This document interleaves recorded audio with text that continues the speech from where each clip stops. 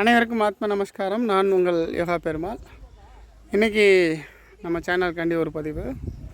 கண் நோய்களை குணப்படுத்துவதற்கு, கண் நோய்கள் வராமல் தடுப்பதற்கு எள்ளு செடியை வச்ச ஒரு மருத்துவ முறைகள் நம்ம மாணவர்களுக்கு சொல்லியிருந்தேன். நிறைய பேர் எள்ளு செடி எப்படி இருக்குன்னே தெரியல சார்னு சொல்லியிருந்தாங்க. இப்போ நீங்கள் பார்த்துக்கிட்டு இருக்கிறது இந்த எள்ளு செடி. இங்கே ஒரு மாந்தோப்பு இருக்குது. இதில் எள்ளு பயிரிட்டிருக்காங்க. எள்ளு செடி பாருங்கள். ஸோ இந்த மாதிரி தான் இருக்கும். ஸோ இதோட காய்கள் இந்த மாதிரி இருக்கும். இந்த காய் வெடித்து தான் நமக்கு பாருங்கள், இந்த காய் இருக்கு இல்லையா, இந்த காய் வெடித்து தான் உள்ளே நமக்கு எள்ளு வரும். ஸோ இந்த செடி நல்லா முத்திய பிறகு நமக்கு அதில் இந்த காயை உள்ளே உடைச்சோம்னா பாருங்கள், இந்த எள்ளு இருக்குது பாருங்கள். இது நல்லா வளைஞ்சின்னா கருப்பு கலரில் வந்துடும். இதை தான் நம்ம எண்ணெயாட்டி நல்லெண்ணெயாக சாப்பிட்றோம். ஆனால் இன்றைக்கி மருத்துவ குணத்துக்கு நம்ம பார்க்க போகிறது எள்ளோட பூவை பார்க்க போகிறோம். ஸோ எள்ளோட பூ பார்க்காதவங்க பார்த்துக்கோங்க.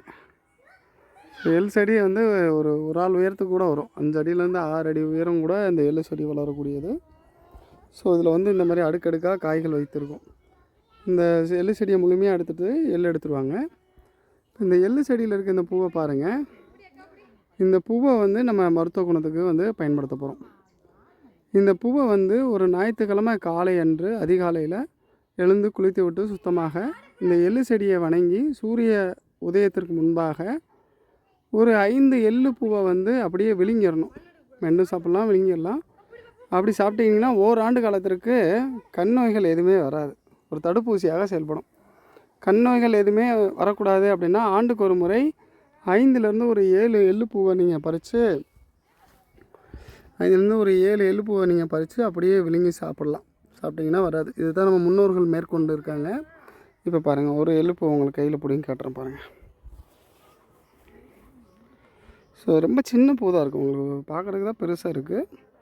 இந்த மாதிரி இந்த எள்ளு பூவை எடுத்துகிட்டு அப்படியே வாயில் போட்டு விழுங்கிட வேண்டியதுதான்.